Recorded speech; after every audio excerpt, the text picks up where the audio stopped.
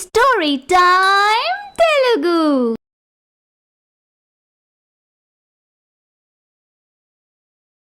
అందరికీ నమస్కారం.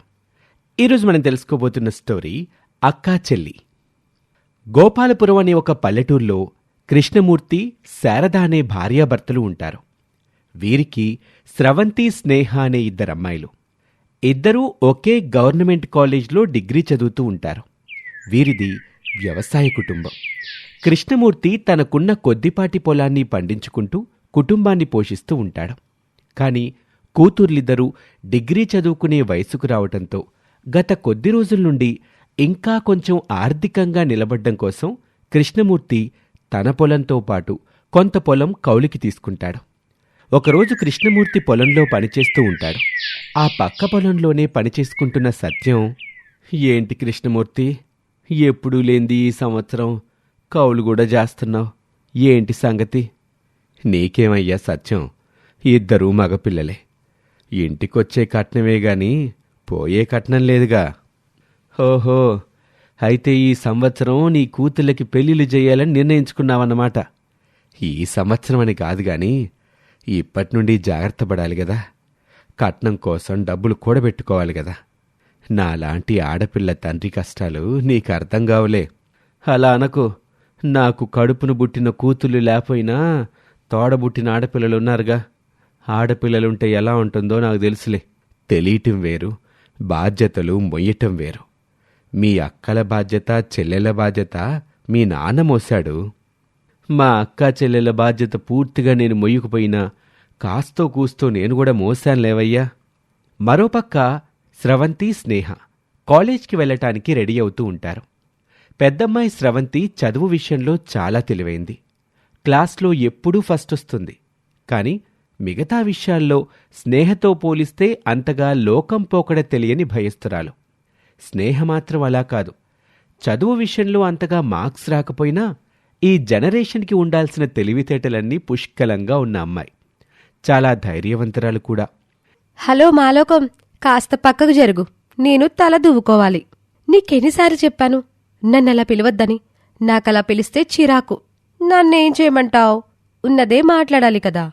నువ్వు కూడా నా అంత ధైర్యవంతురాలైతే అలా అనటం మానేస్తాను. అవునా? బ్యాక్ బెంచ్, చదువురాని శుద్ధం మొద్దు. ఇదిగో, నీకు మళ్ళీ చెప్పాను నన్నలా పిలిస్తే నాకు నచ్చదని. నువ్వే చెప్పావు కదా ఉన్నదే మాట్లాడాలని. కాబట్టి నువ్వు కూడా నాలాగే బ్రిలియంట్ అయితే అనడం మానేస్తాను. అబ్బబ్బబ్బా, మళ్ళీ మొదలుపెట్టారా మీ గోల? మీరసలు అక్కా చెల్లెలేనా? ఆ విషయం దానికి చెప్పు, నాకు కాదు దానికి చెప్పు.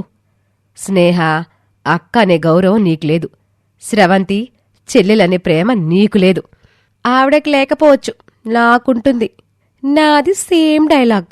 మీ ఇద్దరికి క్షణం కూడా పడదు. చీటికి మాటికి దెబ్బలాడుకుంటూ గొడవ పడతా ఉంటారు. మీ తగువులు తీర్చలేక నా తల ప్రాణం తోకకొస్తుంది. కాలేజీలకెళ్ళి చదువుకుంటున్నారు, పెళ్ళిడికొచ్చారు. అయినా ఇంకా మీకు చిన్నపిల్లల బుద్ధి పోలేదే.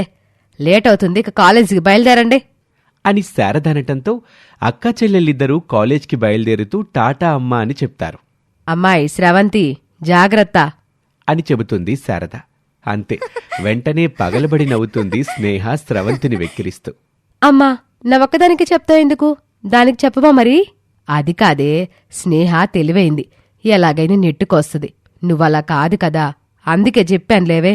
చూసావా, అమ్మ కూడా ప్రూవ్ చేసేసింది నువ్వు ఇన్నోసెంట్ అని. కాబట్టి నేనలా అనటంలో కూడా తప్పులేదని ఇప్పుడు నీకు అర్థమైంది కదా. ఈ వెక్కిరింపు ఇక్కడ కాదే, నాతో పాటు చదువులో చూపించు అని మొహం తిప్పుకొని వెళ్ళిపోతుంది. స్నేహ కూడా మొహం తిప్పుకొని వెళ్ళిపోతుంది. ఏమిటో వీళ్ళు, ముందు ముందు పెళ్ళిళ్ళయ్యాక ఎట్టా ఉంటారో ఏమిటో. కృష్ణమూర్తి వీధిలో నడుచుకుంటూ పొలం నుండి ఇంటికొస్తూ నారాయణ ఇంటి ముందు జనం గుమిగూడి ఉండటం చూస్తాడు.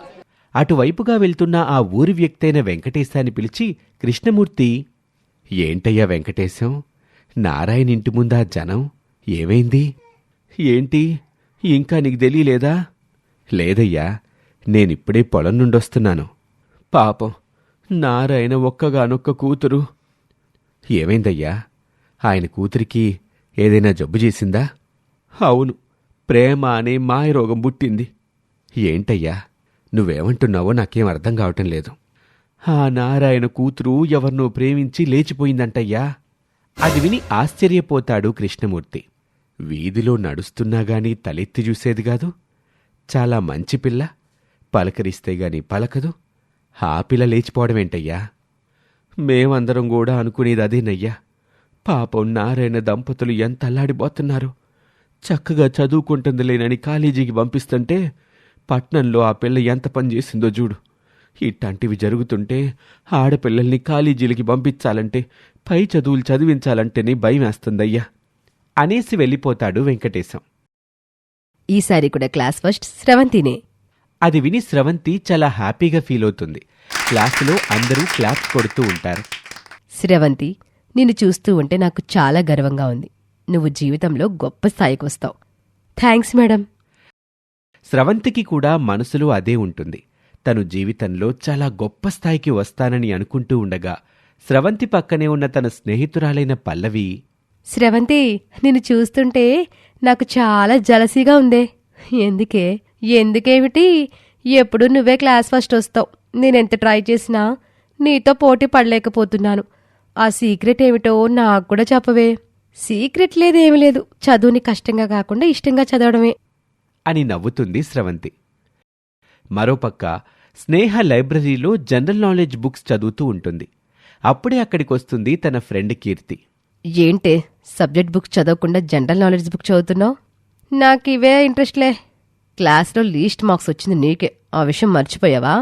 అలాంటివి గుర్తుంచుకోవడం నాకు ఇష్టం ఉండదు. అయినా సబ్జెక్ట్స్లో మార్క్స్ వచ్చేసి ఏం చేస్తామే? సబ్జెక్ట్ మార్క్స్ కంటే జనరల్ నాలెడ్జే చాలా అవసరం బ్రతకడానికి. అలా అయితే మరి చదువులు ఎందుకు కనిపెట్టారు? అవి ఒట్టి ఉద్యోగం చేయడానికి మాత్రమే పనికొస్తాయి. నీకు మార్క్స్ రావు కదా, అందుకే అలా మాట్లాడతావు. లేదే, నిజం చెప్తున్నాను. రెండూ ఉండాలని నేనంటాను.